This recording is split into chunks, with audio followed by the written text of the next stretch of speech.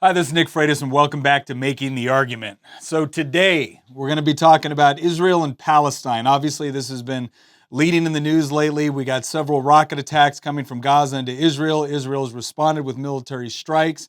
It's now escalating into a ground invasion, and we're all wondering what's going to happen next, because it wasn't just a few months ago when all of a sudden we were talking about historic peace deals between Israel and the United Arab Emirates and Bahrain. It seemed like things were going in a positive direction, and all of that has just been destroyed over the last couple of weeks.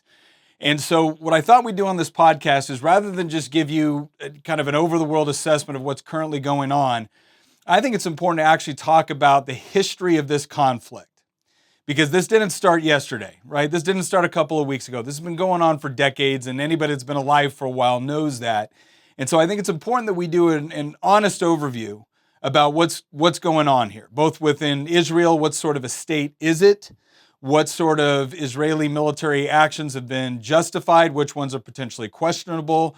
How has the Palestinian Authority, before that the Palestine Liberation Organization, Hamas, how have they behaved? And how do we make sense of some of the comments that we see coming out right now, predominantly on the left, whether it's AOC or Rashida Tlaib? You know, they obviously seem to be very, very pro-Palestinian, and they've made some remarks about the state of Israel, calling it an apartheid state. And what I want to do is let's go over, let's do an honest review, and let's ask ourselves the question, is that if we were in the same position that Israel is right now, or if we're in the same position that the Palestinians are right now, what would we expect our leaders to do? What would be our reaction as individuals? And so we're going to go a quick history. That's what we're going to spend this podcast doing. All right. So let's go ahead and start off at the very beginning. What is the Israeli state? Like, what does that mean? Well, in 1948, UN Resolution 181 established two states in what we commonly refer to as Palestine. And if you're wondering what Palestine is, Palestine was a name that was originally given by the Romans when it used to be the Judean province. They changed it to Palestine. And it's changed hands so many times throughout history, and we're going to go over that a little bit. But what the Israeli state is, it was established in 1948 by a UN resolution, and it was one of two states that were established. There was a Palestinian state, and there was an Israeli state. The Israelis accepted the terms and conditions under the UN resolution, and then the Palestinians in the Arab countries bordering it did not accept it, and they immediately invaded. All right, but that's what Israel is as a state. All right, now, the borders have changed significantly over time. We're going to talk about that. All right, so the first question is this: do the Jewish people have any sort of claim to this particular area? Right, because one of the common arguments is, well, you could have established an Israeli state or a Jewish state anywhere in the world. Why was it established in what we historically refer to as the Levant? Right, that's an area that encompasses several different countries, but traditionally, when you think about the Israeli state, when you think about the Jewish people, the Levant is what you think of. Now, over time, that area has been the home for, going all the way back into antiquity, the Canaanites, right? And then over time, obviously, when the Jews left Egypt, right, they came in and there was a series of conquests over there, and that's where you see the biblical rendition of the original kingdom of Israel. Right, and then it split into two kingdoms. You had Judea, you had Israel. But if you want to actually track this over time, this area has been controlled by the Canaanites, the Israelis, the Egyptians, the Hittites, the Assyrians, Babylonians, Persians, Macedonians, Seleucids, Romans, Parthians, various caliphates, the Ottomans, and then finally, after World War I, the British took over that region. And during World War II and post-World War II, you started to see what they referred to as the Zionist movement, right? And you can research this with figures like Theodore Herzl. And the whole idea of the Zionist movement was that the Jewish people needed a homeland, and that homeland made the most sense to place within the Levant, within that area that the Jews had continuously lived in for literally millennia. All right, and so there was an effort for Jews across the world and in the diaspora to start to come back and to buy property and to live within this region that again, there'd always been continuous presence of Jews within this area. But more and more, it was about coming back, buying property, and living in this particular area with the idea that in the future there would be an established Jewish state, somewhere where Jews could live, where they wouldn't fall under the oppression or pogroms or discrimination or genocide that they had experienced in places all over the country where they had lived. Right? So that was the idea behind it. And again, the UN resolution established the Jewish state. Well, immediately, right? Immediately, before the ink was even dry on the paper, Palestinians, Jordanians, and other Arab countries surrounding that, generally, Syrians, Egyptians, etc., invaded on behalf of the Palestinians in order to crush the Jewish state.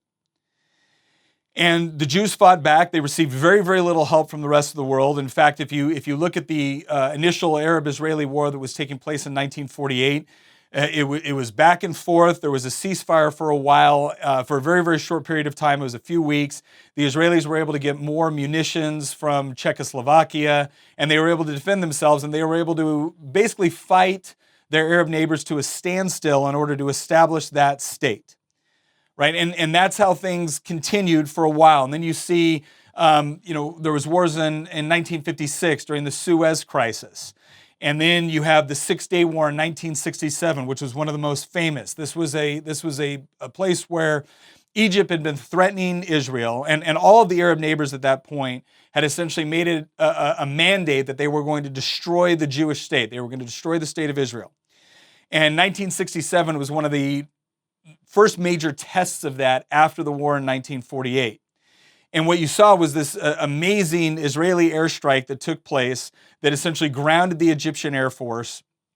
But the Egyptians and the Israelis fought, then the Syrians got involved.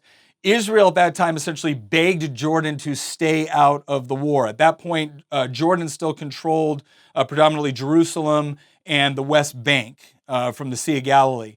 And the Israelis begged Jordan to stay out of the war. Jordan invaded anyways. And so what happened? Well, the Israelis fought back against Jordan.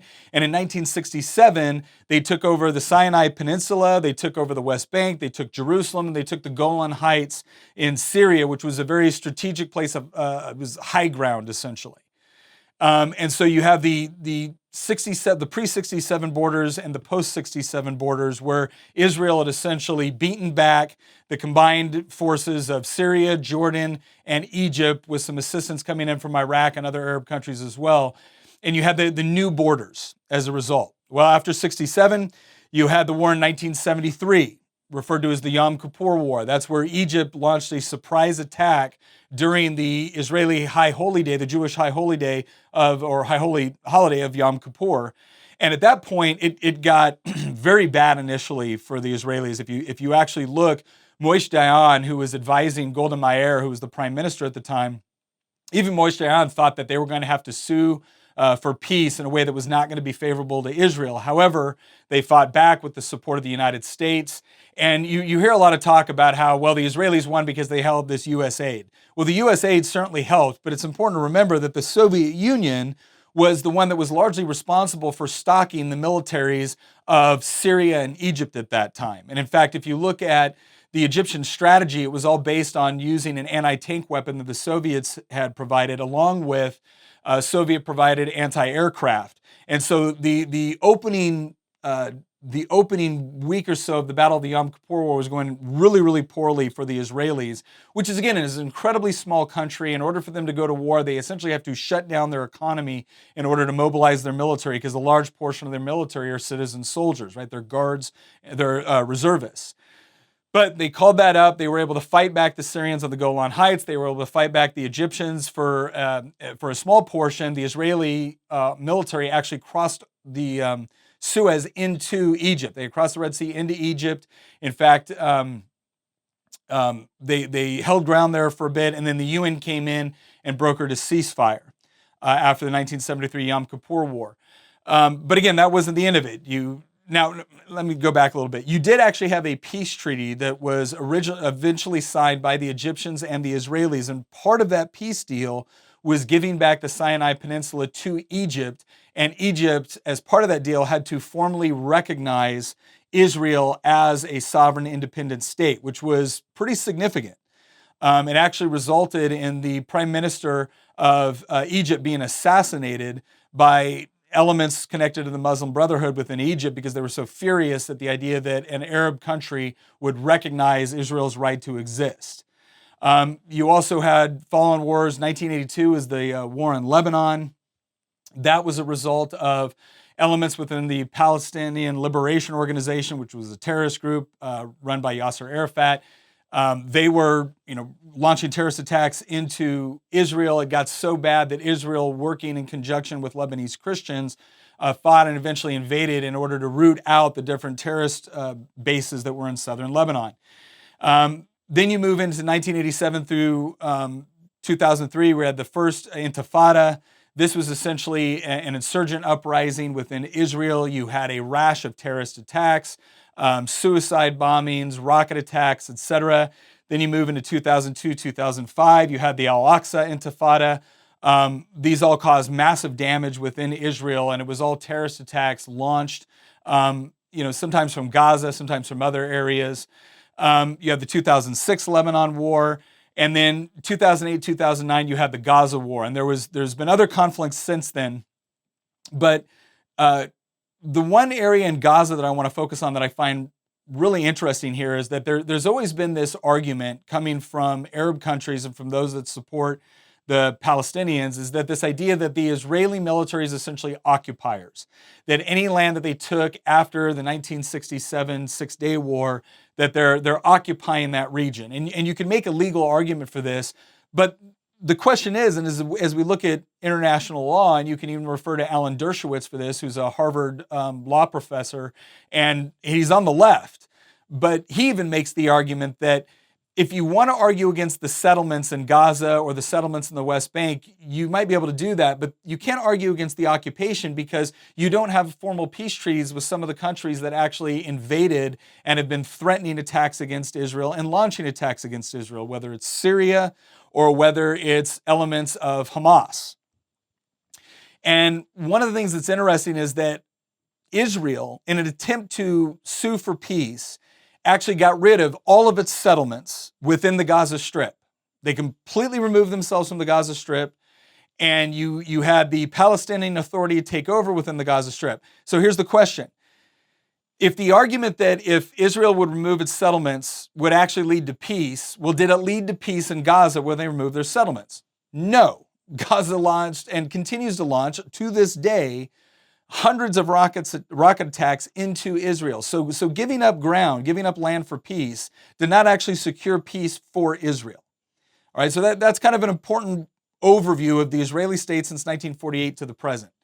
Now, a lot of times the Israeli military, the Israeli government is criticized for targeting civilians. And so the question we have to ask here is not whether or not civilians get harmed within wars or conflicts. We know that they do. The question is does the Israeli government deliberately target civilians?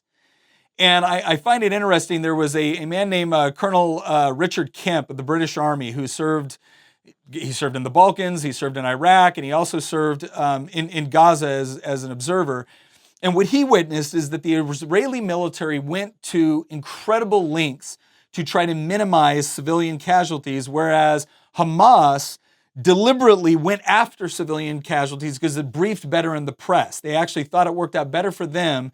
And so what they would do is they would actually put their headquarters, they would put their weapons, they would put their rockets, they would put them in schools, they would put them in hospitals, they would put them in these targets to where the only way the Israeli military could get to it was by going into these areas that typically are protected under the Geneva Convention and other rules of war.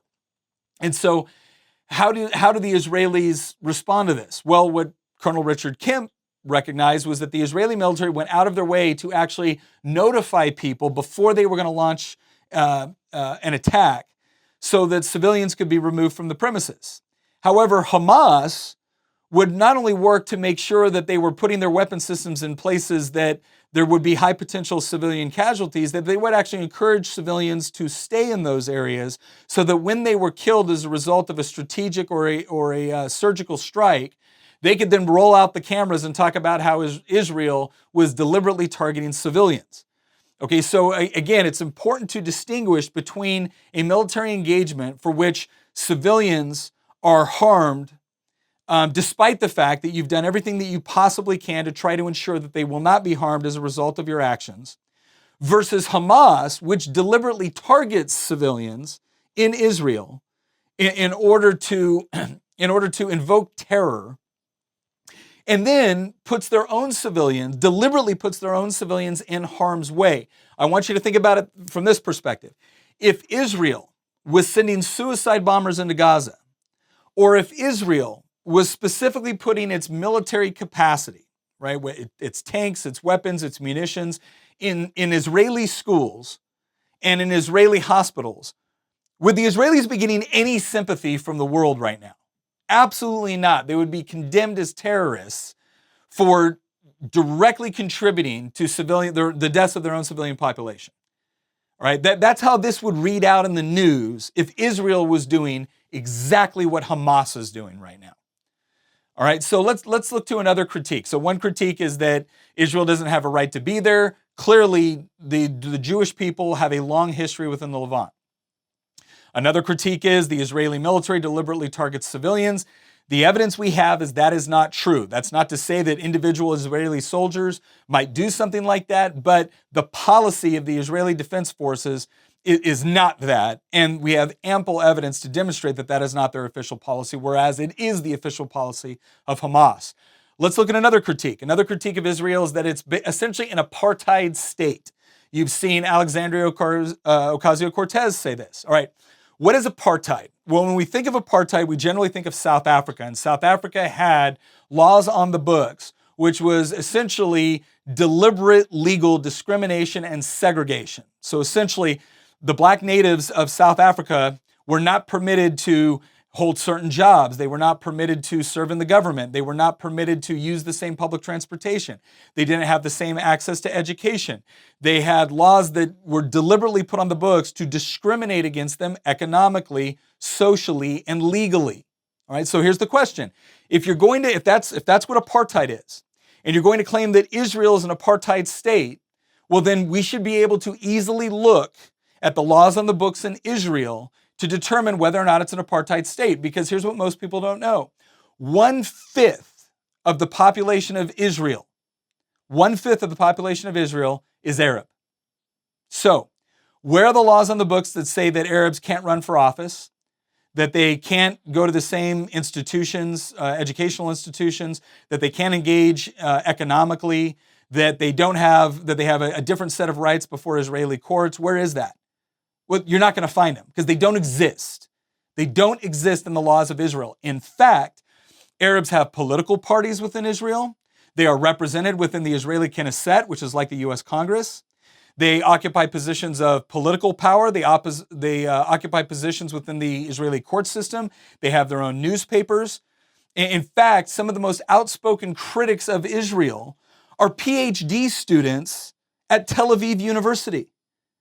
So if you want to say that you have some problems with Israeli law, okay, fine, do that, but show us the laws. But to just make this blanket statement that they're an apartheid state is absolutely absurd. And in fact, it even led one person, a South African civil rights activist named Olga Misho, to say that not only was this incorrect, but that it was insulting to the people that actually had to live under an apartheid state to have what's going on in Israel described as apartheid. All right, so if you're going to listen to people talking about apartheid, I would recommend giving a lot less credence to Alexandria Ocasio-Cortez, who knows little to nothing about the region, versus someone like Olga Meshu, who actually not only grew up or had her parents grow up in an apartheid state, but actively fought for civil rights for black citizens of South Africa, and who has also spent a lot of time in Israel. And what she comes back with saying, like, look, you look at what's going on in Israel, and sure, there's things that you can critique, but to compare it to apartheid is intellectually dishonest. It is a lie. It's not even a misrepresentation. It's not as if they're pointing to something and say, well, this could be considered. No, it's a lie. It is a flat out lie that they repeat ad nauseum against the state of Israel. Because if it was true, then they'd be able to point to Israeli law that would actually be demonstrative of apartheid policies. But they can't. So they just repeat it over and over again. All right, So that's a little bit about Israel, right, and some of the claims against Israel. Now let's look at Hamas, because the Palestinian Authority and the elected representatives ruling Gaza right now in the Palestinian Authority are largely from Hamas, which, by the way, has been declared a terrorist organization by the United States and the European Union. Okay, it's not just like it's the Americans picking on Hamas. The European Union has why? Why? Because Hamas actively engages in terrorist activity. In fact, I'm going to go ahead and read from my notes here. Let's look at some of the articles from the Hamas charter. Right? This was a charter that was adopted in the 1980s. They didn't make any reforms to it until 2017. I'm going to get into those, but I want to read for you some of the things directly from the Hamas charter, which is essentially governing Gaza right now. All right. Hamas Charter, Article 13. There is no solution for the Palestinian question except through jihad. Hamas Charter Preamble. Israel will exist and will continue to exist until Islam will obliterate it, just as it obliterated others before it. Article 11. The land of Palestine is an Islamic holy possession, consecrated for future Muslim generations until Judgment Day. No one can renounce it or any part, or abandon it or any part of it. So again, we're not even talking about other people. They're saying that it is specifically a Muslim and Islamic area, period. Article 13. Palestine is an Islamic land.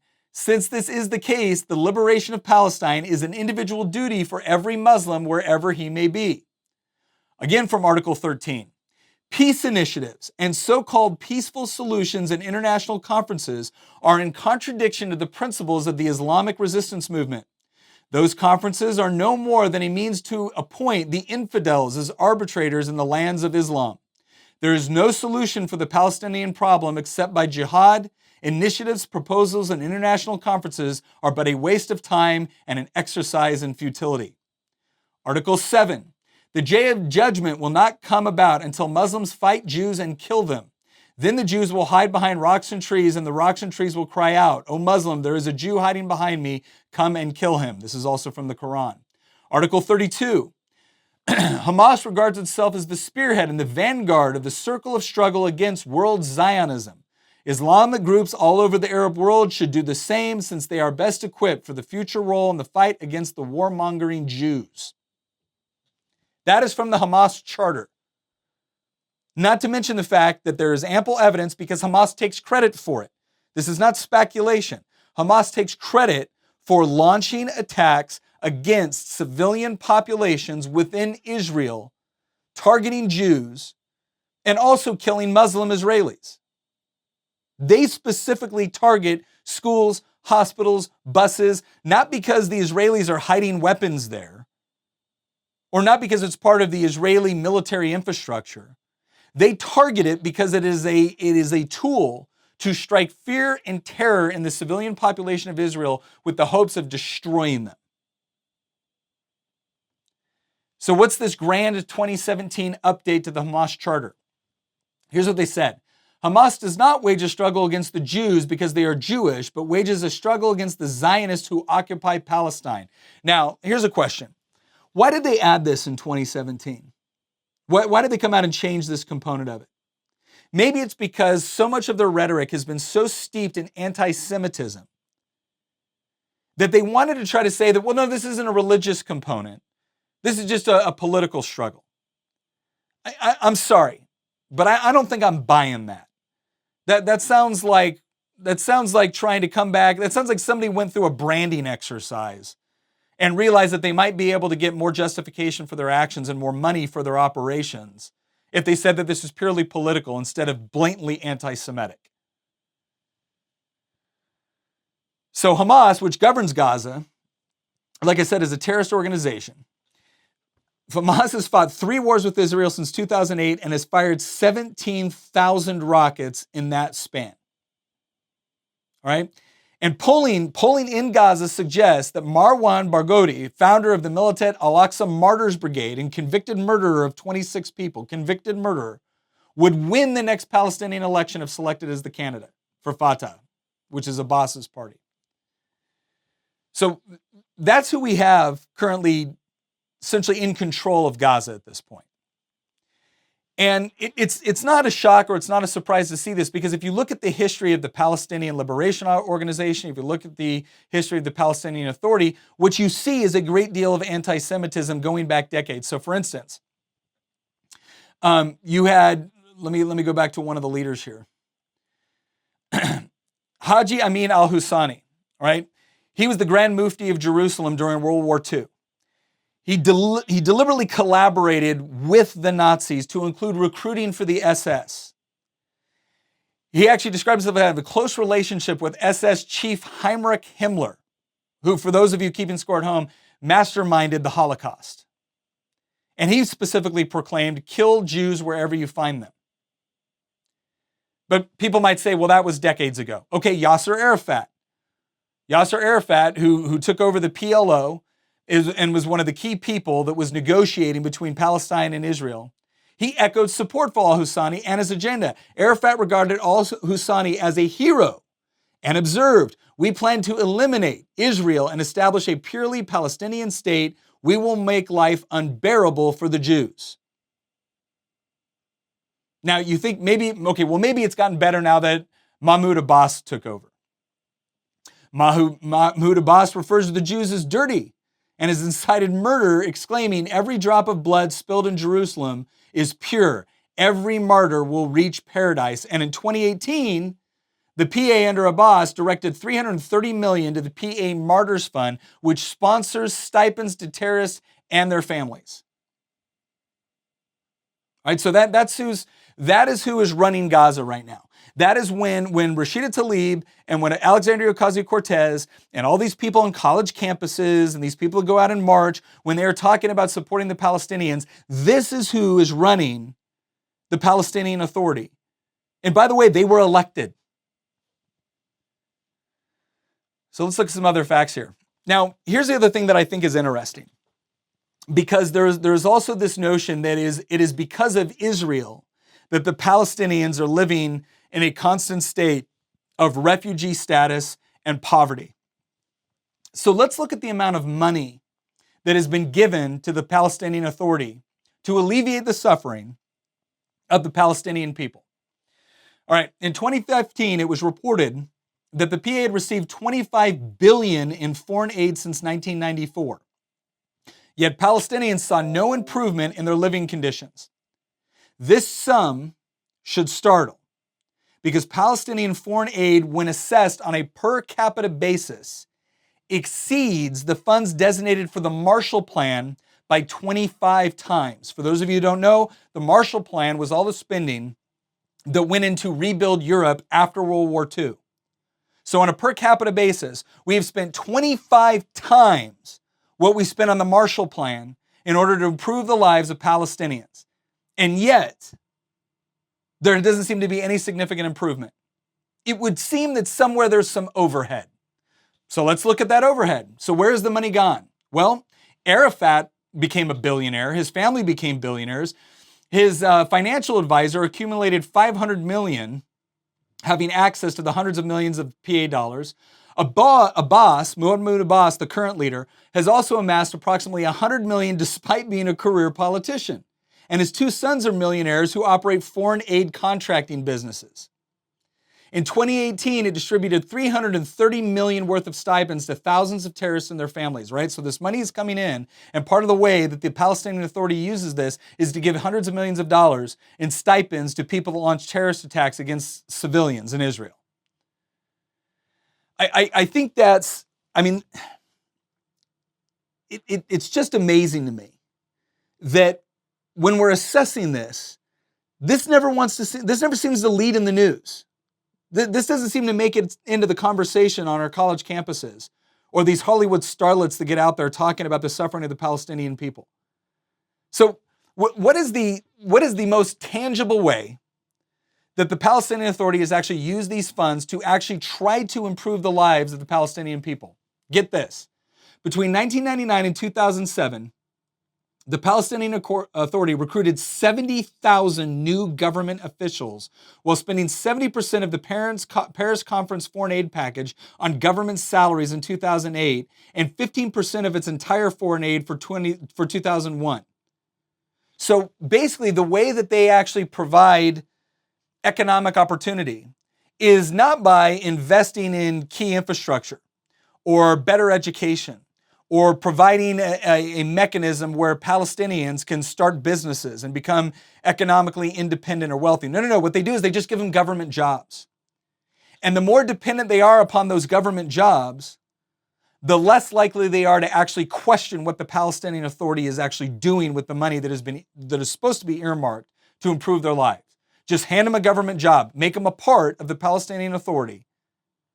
And that way, if foreign aid dries up, well, they're going to be furious because now they're going to lose their jobs. Now they're going to lose their income because they're not actually providing mechanisms for them to become financially independent of the Palestinian Authority. So that's what Hamas is doing. That's what the Palestinian Authority is doing. And again, I want you to ask yourself, if Israel was doing a fraction of what the Palestinian Authority is doing, if they were making the sort of statements that the PA is doing, if they had in their charter the absolute destruction and killing of Palestinian people, if the Israelis had that in their charter, in their constitution, you think you would have heard about it? No, we know you would have heard about it. But Hamas has it. Do you hear about it? For those of you listening to this podcast, how many of you knew that the Hamas charter said the things that I just read off from their charter? How many of you knew they said that? Don't you think that the American press has an obligation to actually share some of that with us before they rush out to condemn Israel? But it's not just the press. We have things like the BDS movement, which stands for Boycott, Divest, and Sanction Movement, which a lot of U.S. universities, U.S. politicians have advocated for.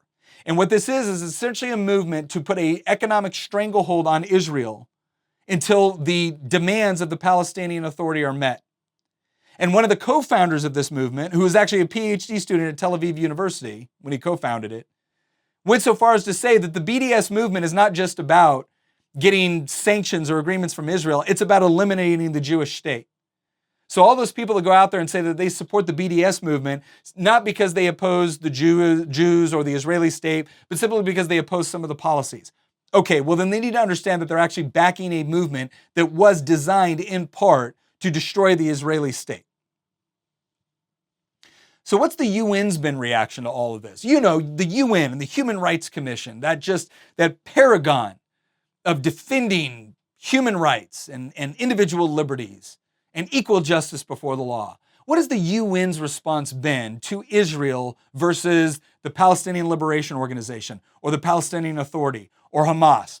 Let's take a look. According to Nikki Haley, when she was the ambassador, the U.S. ambassador to the United Nations, the General Assembly had passed over 700 resolutions condemning Israel. How many resolutions do you think the UN passed condemning Hamas? Keeping in mind, Hamas is a recognized terrorist group by the United States, Great Britain, the European Union, has launched over 17,000 rocket attacks into Israel, has deliberately targeted and massacred Israeli civilians. How many UN condemnations? So 700 for Israel. How many for Hamas? Would you say 100? Right, 1/7. Would you say 100? You'd be wrong. How about 50? Maybe there's been 50. Nope, hasn't been 50. How about 10? Right, has there been 10 condemning Hamas?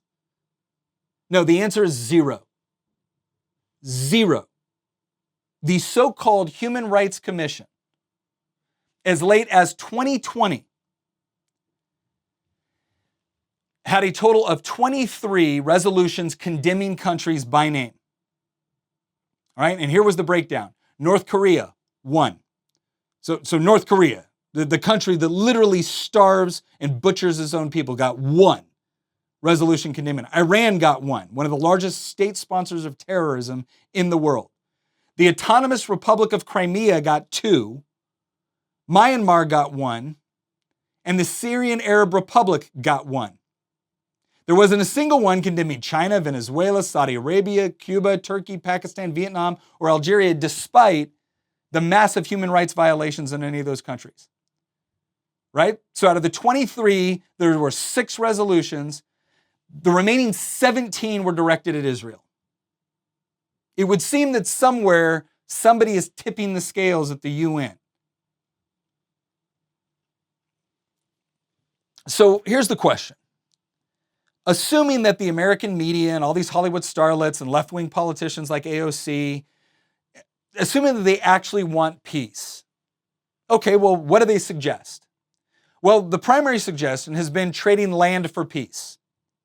Now, there's been one time where this has worked, and that was the peace accord between Egypt and Israel, where Israel gave back the Sinai Peninsula in exchange for Egypt recognizing Israel's right to exist. Doesn't mean that everything has been puppy dogs and lollipops between those two countries, but that is one case that you can point to where there was some discernible peace that was achieved between peace and Egypt as a result of that land deal. But since 2000, Israel has proposed or accepted 4 land for peace proposals that would have created an independent Palestinian state, and the Palestinian Authority has refused all proposals, despite one of those proposals being so generous that it included all of Gaza, East Jerusalem, and 97% of Judea and Samaria. So Israel was essentially saying, we're going to give you almost every single thing that you want, and all we're asking for in return is don't launch rockets at us. Don't kill our kids on their way to school. Acknowledge our right to exist.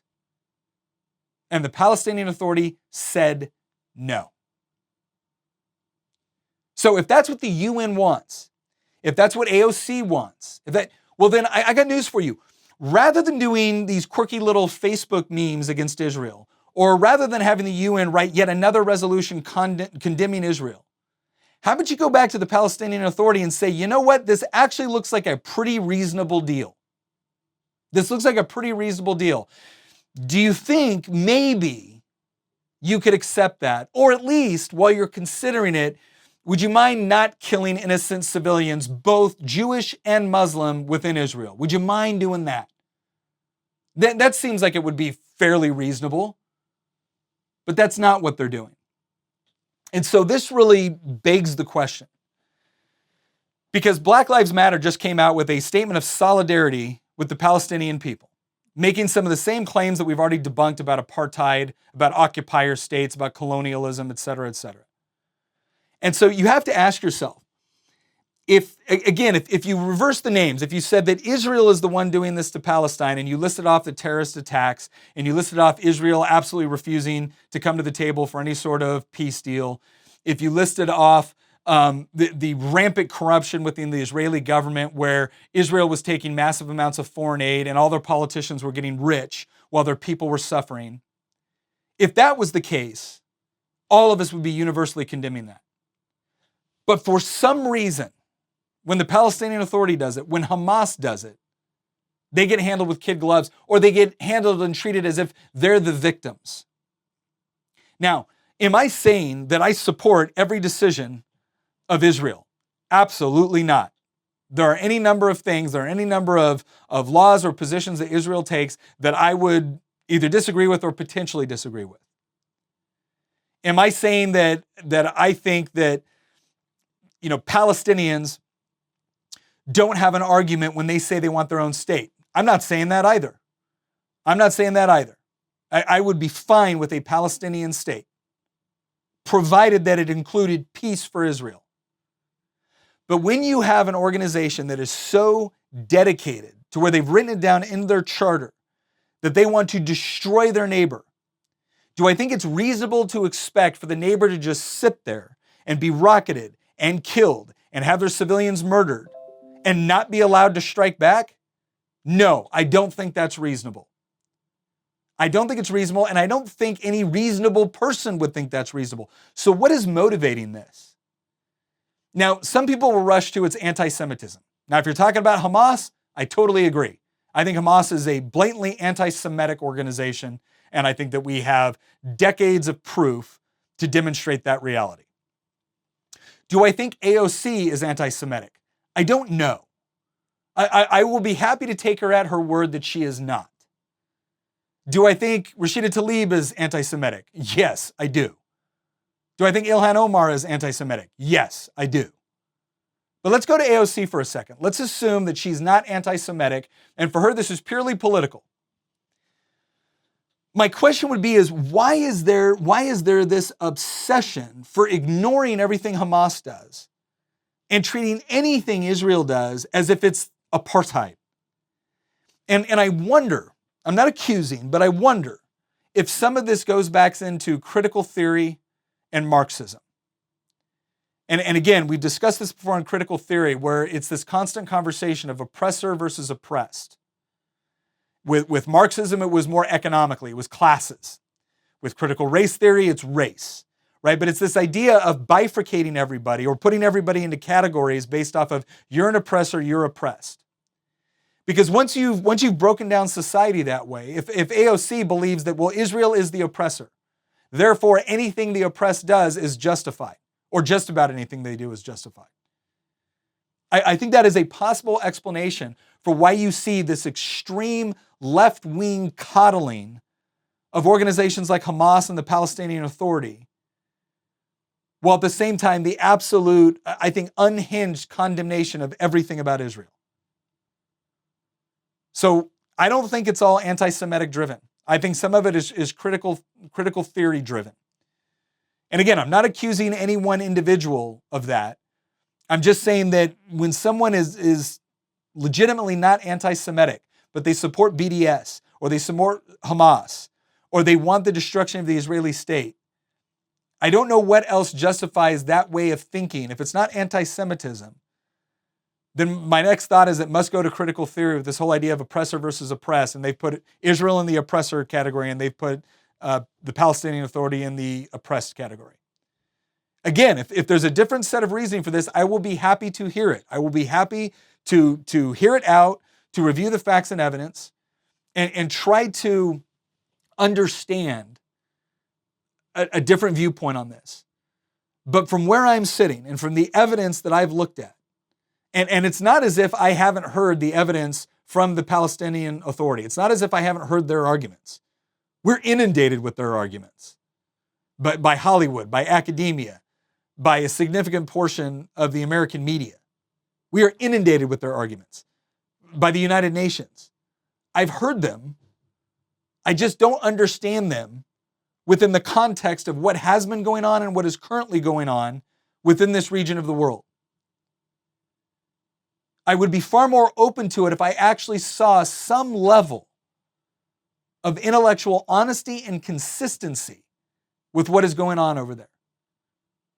But if this is the reality, if this is just going to continue to be fueled by justification, which is either anti-Semitic in nature or as a result of a critical theory approach to human beings and human interaction, well, then I would say you are putting the state of Israel in an untenable position.